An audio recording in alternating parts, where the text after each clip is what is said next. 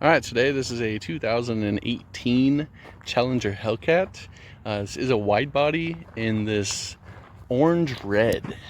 Very, very nice. It is an automatic with the 8-speed, black interior, roughly just over 40,000 miles on it. Pretty much stock. As far as the exterior, it's in really good shape. I don't see much for oxidation. I don't see much for blemishes. Tires are dated 2023. Brakes have really good health. Has a stock exhaust on the vehicle. And as far as overall condition, it's in really good shape. The color match is really nice. You will see like a little bit of defects, a little bit of chips from just going down the road. It is a square setup, which I love having square setups. They just drive better. My dad's SRT 300, they didn't come with a square. They even came with different sidewall heights in the front, and it just drove like crap. And they put square in, it was so much nicer. We were blowing through tires when they weren't square. So on the front here, it might be hard for the camera to see, but you got these little chips. You can feel them with your finger without even using your nail. So there's just a few on the front.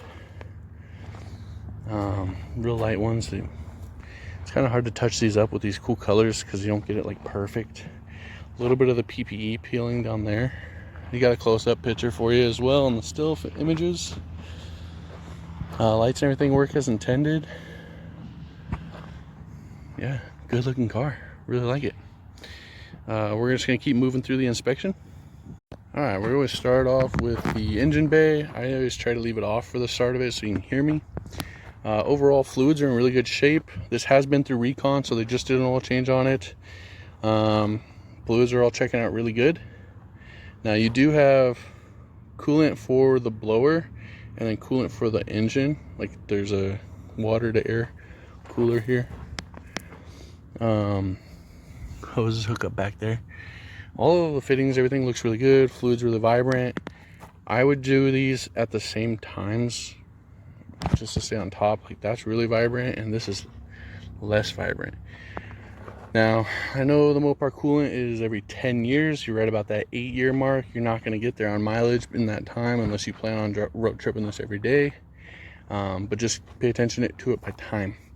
You'll start getting corrosion and stuff, and you really don't want that in there. Overall, really clean engine bay.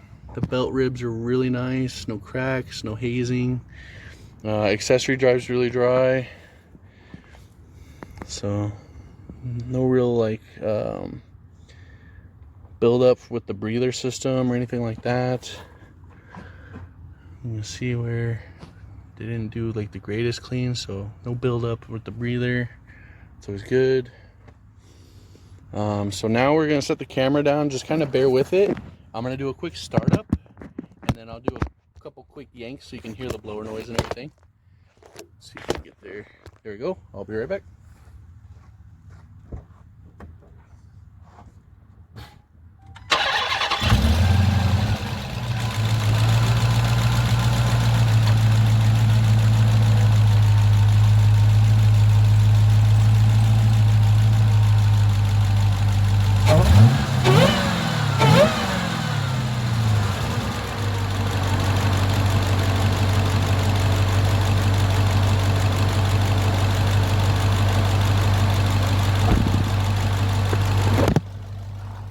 So, sounds pretty good.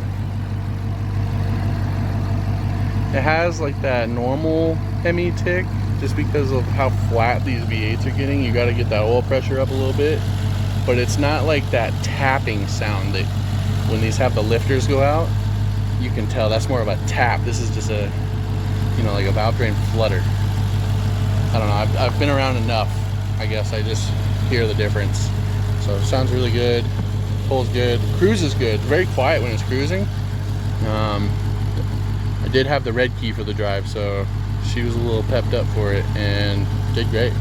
Cruises, when you get on it, you know you're on it.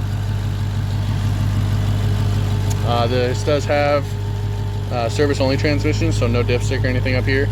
I usually say with how many how much time is on the vehicle, you might want to look into and see if it's ever been serviced by the time you get to 50K. And then my other thing is brake fluid. It's good and everything, it's just a little dark. I usually recommend every 3 years on those, and with a more of a high performance car, I'd probably kind of just really keep a close eye on that time frame too. You don't want moisture building up, that reduces your boiling point. So as brakes get hotter and that boiling point goes down, you can start boiling the brake fluid, and then you get that brake fade and less performance. On vehicles like this, the engine bay is really hot, the car's really heavy, just something to keep in mind. And we're gonna stop here. All right, so when we do the undercarriage, I use this mirror just because like certain vehicles like these are extremely low on the ground, so it helps me just kind of get good angles. So overall, main thing is this chin has some scrapes. I mean, it's pretty low on these Hellcats. And then over here, you can see it's a little popped up over there, but it's not loose or anything like that. I grabbed a hold of it, and then get the sunlight there, so right up here is where we're looking. Some scrapes there. Okay, you can see like these little plugs here have been a little deformed from just catching. I'm gonna assume curbs, just because like if you look here, it's a little on the face too. They said it was an older couple that had it, so that doesn't surprise me. We're gonna go off to each kind of corner area, touch base on some things. All right, so this is gonna be the front lift point on the pinch weld, basically your rocker. And then this is gonna be the seam for what they call the frame, essentially. And then your cat on this side, stock exhaust on this. They're loud anyways, but yeah, stock exhaust. Rocker, floor pan, everything on this side look really, really good. And then we're gonna go straight from the back.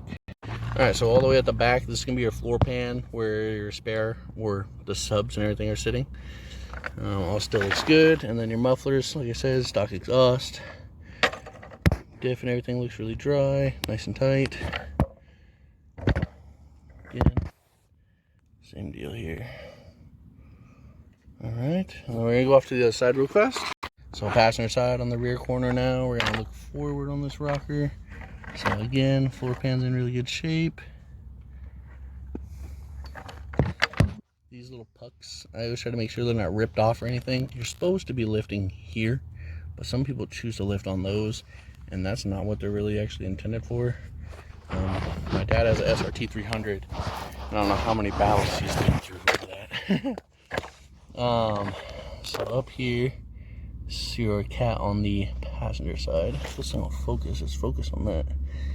There we go. Yeah, underside of this looks really, really good. Really dry, really clean. I mean, it's dusty, but it's not like grimy or packed full of dust or anything like that, you know, or like sediment dust. All right, we're gonna start here at the steering wheel. Wheels are turned all the way, so that's why it keeps bouncing back. Very busy on the wheels these days, so phone controls here, menu controls for this screen, and then cruise control. Doesn't have any adaptive things because it's muscle car. Paddles work as intended, as well as a horn. Steering wheel's in really good shape. This one actually has like the, you know, more sport notched one, so it's really cool. And then mileage at our drive, 40,497, so it'll probably be 40,500 by the time we get back. It does have nav, heated air conditioned seats, and the heated steering wheel. It sucked, but that works to do that test. And then the stereo you were pretty adamant about works really good. The Harman Kardon sounds really nice on these. I worked for Subaru for a long time too, so they use those as well. Like, it sounds really crisp. Going back here, reverse, and then you do have like the markings and everything. It does have some radar in it as well, so it'll kind of yell at you when you get closer. And then from here I'm going to pause and we're going to look from the outside in. Okay, so door card here, really good shape, no scuffs, no scrapes. All the buttons do what they're supposed to. Pedals and everything look great, and then the carpets are good. They have had these mats in there pretty much the whole time. And then bolsters and everything are in great shape here, no weird wear.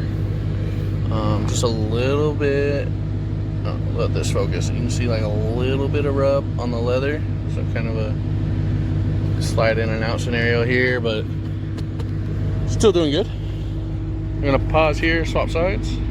Alright, so passenger door card, same deal, in really good shape. Nothing standing out on there. A little bit of scuffs on the back here from people getting in and out, obviously. Seats were used, but in good shape still. No marks, nothing weird. And then headliner, black. Does have a sunroof that opens all the way up and tilts up. But all of this checks out really good. And then front seat, same deal. Really good shape. Bolsters are really pokey on this side. And then glove box got all the infos and stuff. And again, the carpet in really good shape. So really clean interior. All right, we're gonna do our trunk portion here. So this does have the electronic release button here below your backup camera. Works as intended, as well as the button on the dash. Seals are all good, nothing folded. I did have one the other day where this had been in there and they left the trunk closed and it just made a permanent mark in there. So now I'm on the hunt for that kind of stuff. Everything looks good in here. The carpets are a little, you know, fluffed up. There's some padding in here and stuff, so someone probably pushed something there and then it creased and I can't get it to pop back out. But the tub and everything looks really good. I don't see any signs of repairs in the body floor or the floor pan or anything like that. Has a yellow top in here. Still has the run flat kit and the sub system. Carpet overall is in good shape. It's just, you know, like a standard material. It's kind of cardboardy, but it's all here. It's all secure. And the trunk, the struts are good. Like very good. Opens and closes really easy with one hand. So these are near impossible when those struts go bad. With one hand at least. You don't want to ever like pull up on the spoiler either. We'll stop here. Alright, so this portion we're going to go through and just touch base on a few things for the vehicle. I always start down here. We want to make sure that the VIN on the car and the computer are the same. It's always important to make sure those line up. And then we'll go through, scan the modules here. Try to do this live so you kind of see how it's going. Nothing popping here. It's always a good sign. And then our monitors. I always do since someone cleared the computer, not the drive I was given. All green checks. Gray circles we don't worry about. It's either something that's a redundant sensor, so something else covers it, or literally it's just not supported, not something that they're actively monitoring through the computer. I will say, like Mopar especially, they don't use like a mass airflow. They use like the readings off the throttle body and like the air intake sensors and all that kind of stuff, versus a map. So a little bit different how they watch their stuff as well. And then pause here. I'm gonna start this up and get some live data going. Alright, so once this focuses, so mainly live data is just basically values while the vehicle's running. Reason I go through here, just show like we got stable idle, temperatures are all looking good, fuel trims are all good. Let's see, no distance here, so no mill has been activated.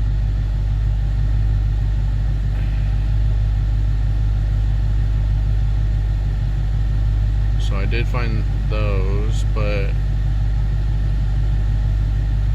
that's been a while.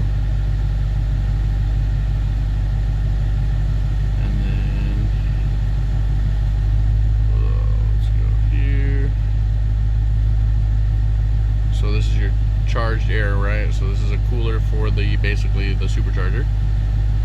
So you're dropping about almost 30 degrees because the intake temp was like 90 something. So, doing good. Just trying to find like a boost presence.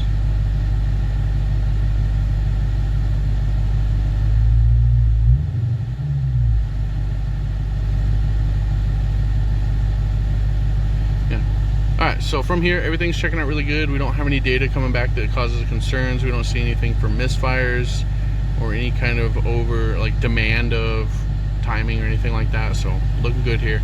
We're gonna keep moving through the inspection.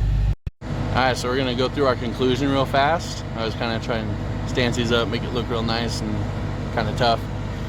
These cars do it pretty well on their own, but looks nice. I really love this color scheme. The color match on the wheels is really, really good. Car drives great, obviously. All the shifts are really nice and crisp. The auto function, so like where you let it shift all itself, works really good. All the paddles and the shifter manual shift works. The blower makes pretty steady noise. I don't have any weird high-pitched noises or any kind of like squeaks from like bearings or anything like that.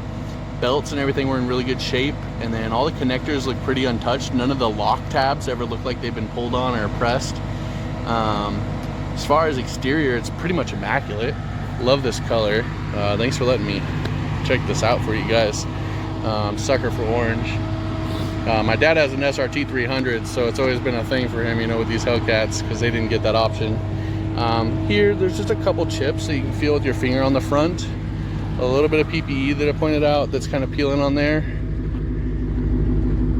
Tires and everything are really new. Stock exhaust for the most part.